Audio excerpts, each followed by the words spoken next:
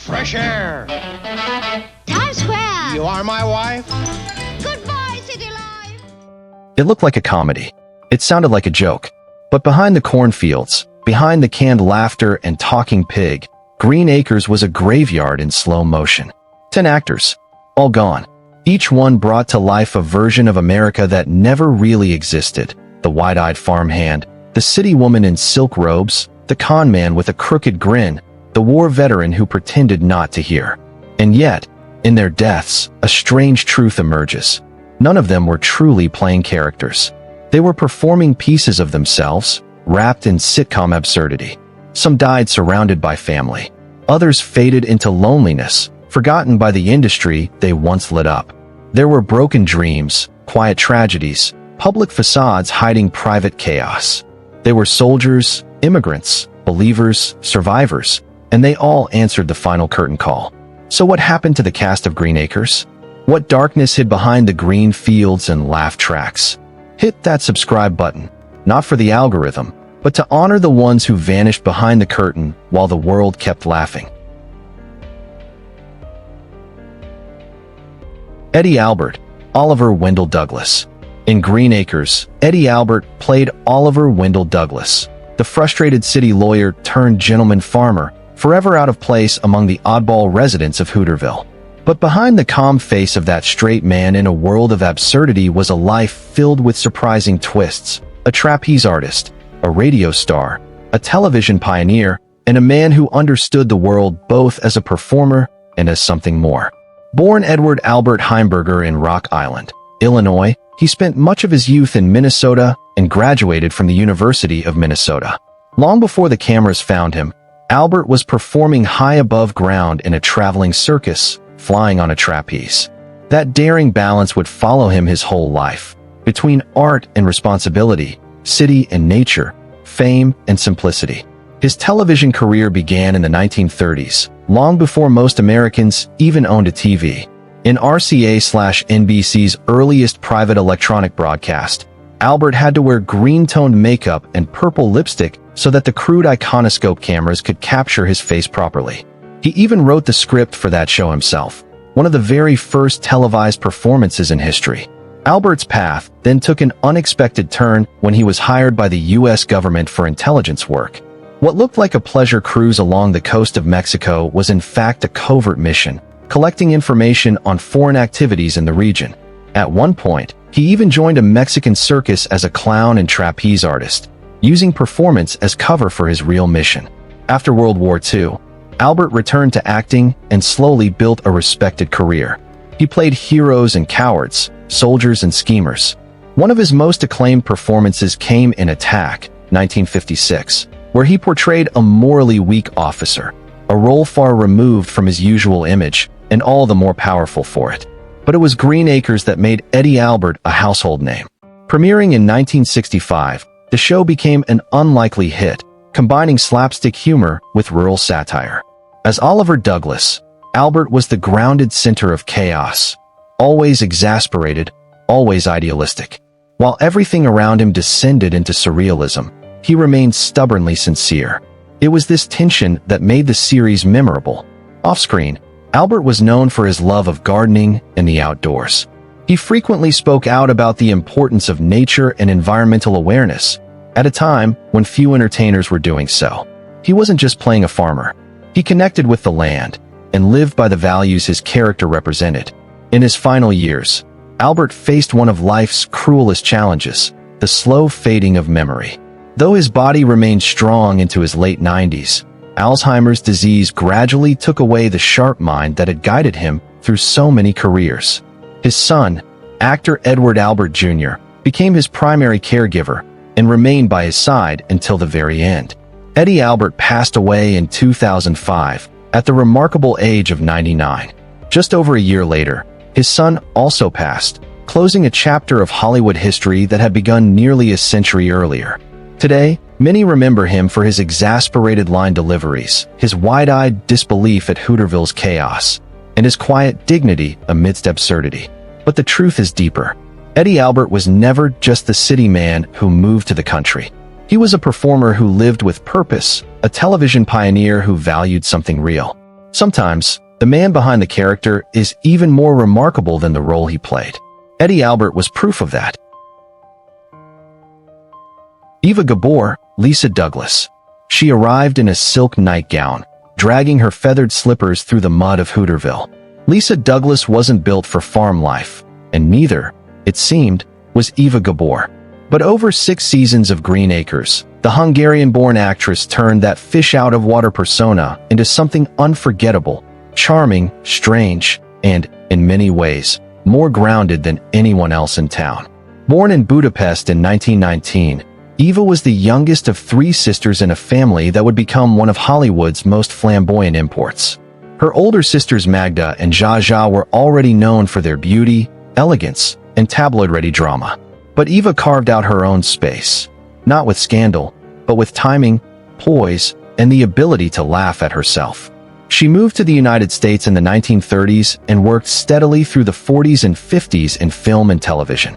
She appeared alongside Elizabeth Taylor in The Last Time I Saw Paris and played in comedies like Artists and Models with Jerry Lewis and Dean Martin. She even hosted her own short-lived talk show, The Eva Gabor Show, in 1953. Elegant, blonde, and speaking with a thick accent she never tried to hide, Eva brought old-world glamour into America's living rooms. But it was Green Acres that made her a television icon. When she took on the role of Lisa Douglas in 1965, no one expected much from the show. A spin-off of Petticoat Junction, it seemed too strange, too rural, too silly. Yet Eva's chemistry with Eddie Albert and her unapologetic commitment to the character, a socialite who tried to make hotcakes with a blowtorch, made her a star. Her mispronunciations became catchphrases. Her wardrobe defied farm logic. And yet, beneath the rhinestones and sarcasm, Lisa Douglas had heart. Eva made her ridiculousness human. Unlike her sister Zsa Zsa, who was often engulfed in gossip columns and courtrooms, Eva kept her personal life quieter. She married 5 times, but had no children. Her final years were spent in California, surrounded by longtime friends and occasional collaborators. In a touching twist of life-echoing fiction, she became close companions with TV host Merv Griffin, and the two lived together platonically for years, a bond that many speculated on but they never defined. In 1995, while vacationing in Mexico, Eva suffered a fall.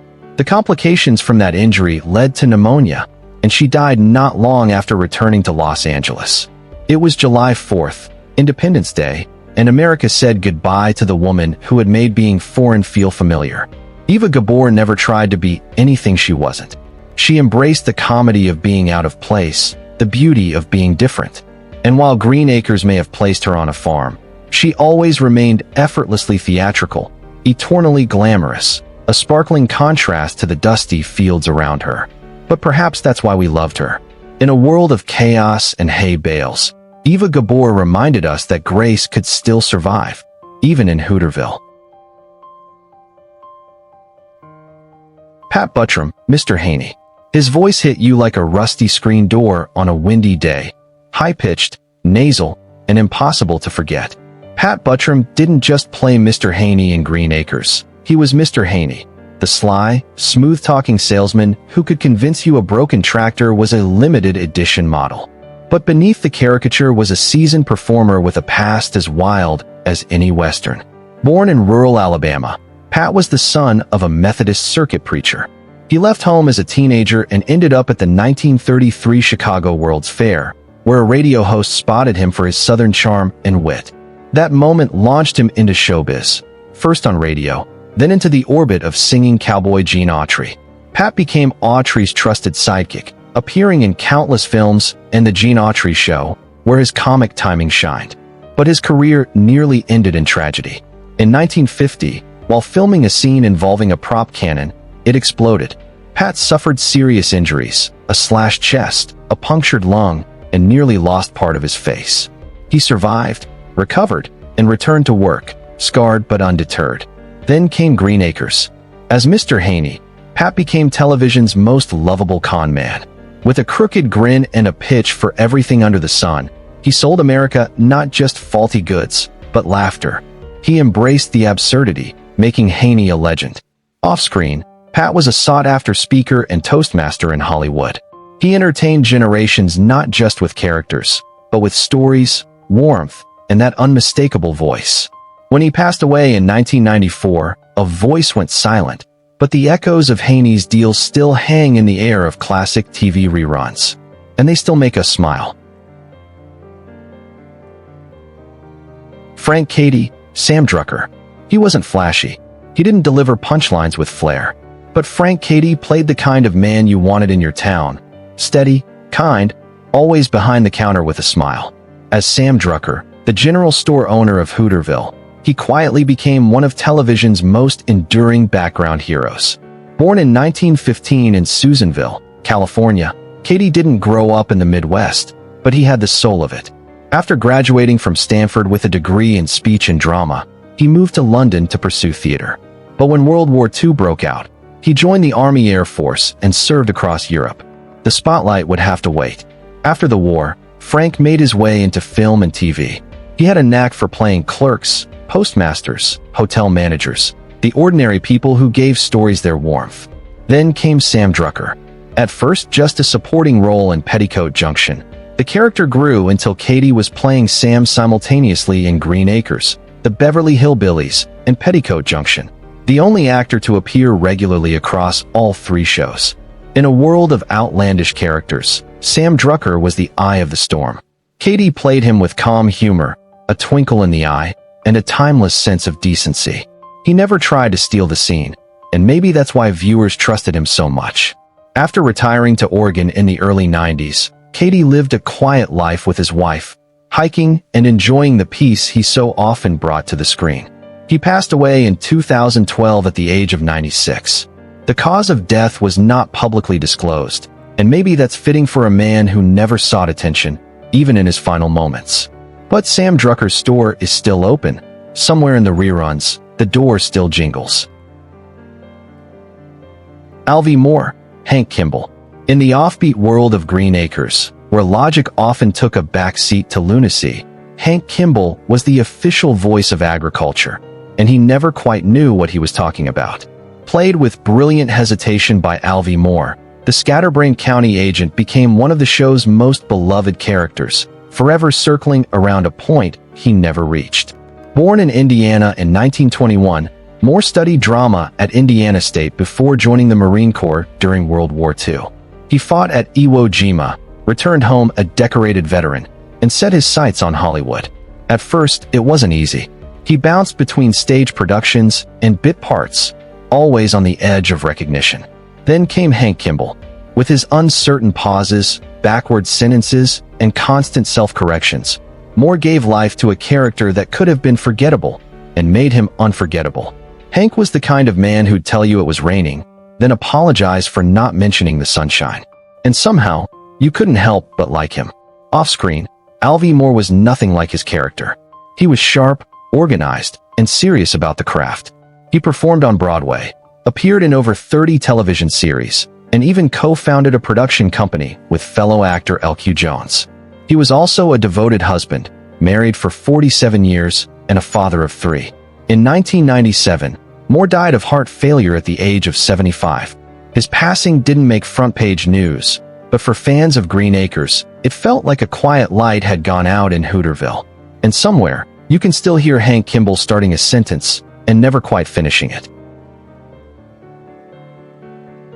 Tom Lester, E.B. Dawson. He was the wide-eyed farm hand, always eager, always loyal, always calling Mr. Douglas, like a child waiting for approval.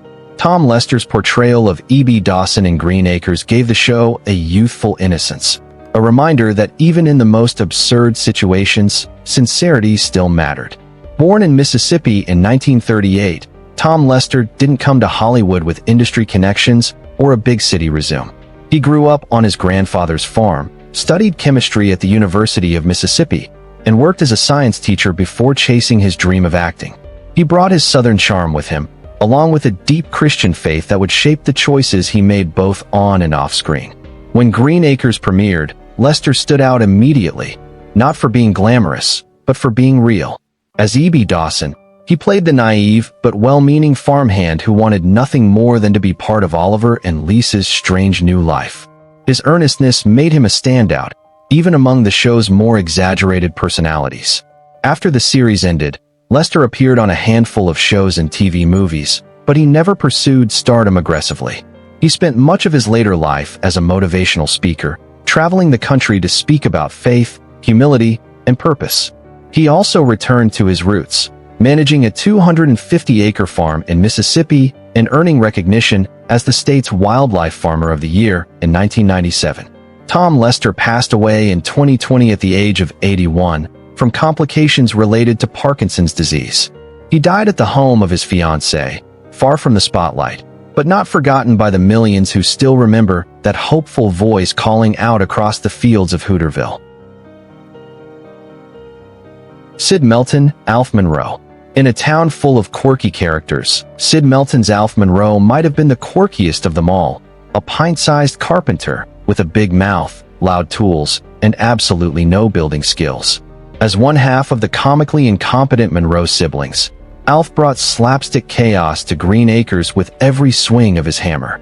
Born Sidney Meltzer in Brooklyn in 1917, Melton came from a family steeped in show business. His father was a vaudeville comic, and Sid followed right in his footsteps, performing in radio, vaudeville, and eventually Hollywood. He started in films in the late 1940s and made a name for himself playing sidekicks, cowards, and lovable buffoons. But Melton wasn't just typecast, he was consistent. For decades, he appeared in dozens of films and TV shows, including The Golden Girls, Captain Midnight, and as Charlie Halper in The Danny Thomas Show, where he played the manager of the famed Copa Club. No matter how small the part, he knew how to steal a scene with a one-liner or a well-timed stumble. Then came Green Acres, where he and Mary Grace Canfield, as Ralph Monroe, played sibling contractors who somehow made every house worse than before. Alvie Moore wasn't exactly qualified, but he was unforgettable. Off-screen, Melton was known for his humor and his warmth. He loved telling stories about old Hollywood, and always laughed the loudest at his own punchlines. He passed away in 2011 at the age of 94 due to pneumonia. He may never have finished remodeling that farmhouse, but Sid Melton finished something better. A legacy of laughter that still holds up, nail by crooked nail. Mary Grace Canfield, Ralph Monroe. In the world of Green Acres, where everything was upside down, Mary Grace Canfield brought us Ralph Monroe, the tough-talking, overall-wearing, hammer-swinging handy woman with a heart of gold. With her bowl-cut hair and booming voice, Ralph wasn't like the other women in Hooterville, and that was exactly the point. Born in 1924 in Rochester, New York, Mary Grace began her career on stage, appearing in both Broadway and off-Broadway productions before making her way to television. She had a knack for playing eccentric characters, women who were awkward, quirky, and unapologetically different. Ralph Monroe was the role that would define her. Alongside Sid Melton's Alf, Mary Grace played one half of the bumbling Monroe brothers, a running gag that never got old. Ralph was always pitching half-baked renovation ideas and delivering her trademark line, "Howdy doody," with misplaced confidence and perfect comedic timing. And yet, beneath the laughs, there was something quietly groundbreaking in the way she owned her space. A woman in a man's role, long before TV made that normal. Canfield didn't seek the spotlight. After Green Acres, she made a few appearances, including as Harriet Kravitz's sister in Bewitched, but she mostly stepped back from the industry. She found peace in Maine, far from Hollywood, in a place she fell in love with during summer stock theater. Mary Grace Canfield passed away in 2014 at the age of 89 after a battle with lung cancer. She didn't leave behind tabloid headlines or scandal, just the memory of a woman who made awkwardness beautiful and difference something to celebrate. Hank Patterson, Fred Ziffel. He called a pig his son, and somehow made us believe it. As Fred Ziffel in Green Acres, Hank Patterson played the grumpy old farmer who treated Arnold the pig like a real child. And in the upside-down world of Hooterville, it made perfect sense. Born in Alabama in 1888, Hank Patterson had one of the longest journeys to television stardom. He started out as a serious musician, playing piano in traveling vaudeville shows. When music didn't quite pay the bills, he turned to acting. By the 1920s, he had made his way to California and found steady work in film and television, often playing clerks, shopkeepers, and crusty old-timers. But Fred Ziffel was something special. On paper, he was a supporting role, but Hank brought a deadpan brilliance to every scene, reacting to a pig with fatherly pride, baffled patience, and absolute sincerity. His chemistry with Arnold the pig and the puppeteers behind the scenes gave Green Acres one of its most absurdly heartfelt relationships. What most viewers didn't know was that by the time Patterson was filming the show, he was nearly deaf. The producers, not wanting to lose his talent, devised a workaround. A dialogue coach would lie on the floor just off camera and tap his leg with a stick to cue his lines. Even in silence, Hank Patterson hit every beat. He passed away in 1975 at the age of 86 from bronchial pneumonia. His long career, spanning vaudeville, westerns, and sitcoms, quietly ended, just like the man himself, without fuss, but never forgotten.